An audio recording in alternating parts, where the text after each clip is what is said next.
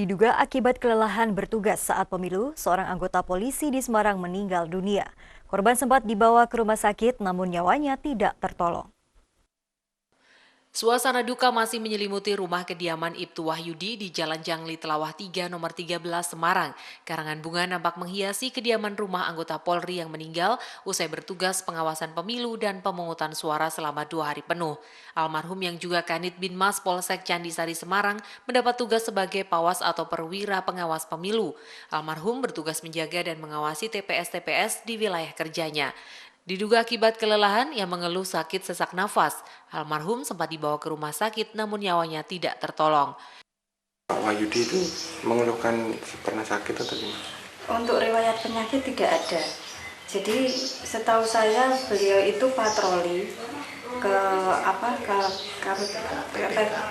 PPK ya, tempat kecamatan Candisari. Terus setelah itu patroli, dalam perjalanan itu mengeluh kepada temannya kalau beliau itu mengalami sesak di dadanya. Terus sama temannya itu disuruh istirahat, disuruh pulang. Terus kebetulan sama temennya itu diantar pulang sampai di rumah itu mungkin istirahat sejenak, terus beliau muntah-muntah, setelah muntah itu pingsan. Karena pawas waktu pemilu 2024 di Kelurahan Jatingaleh. Jadi pawas itu bertanggung jawab di wilayah Kelurahan Jatingaleh. Kemungkinan beliau kecapean. Jadi hampir 2 hari ini beliau nggak tidur. Dari pergeseran logistik dari kecamatan ke kelurahan, kelurahan ke TPS, baru besok paginya pemungutan sama 24 jam. 24 jam masih menunggu selesai dari TPS ke kelurahan, kelurahan baru geser ke PPK Kecamatan Candisari.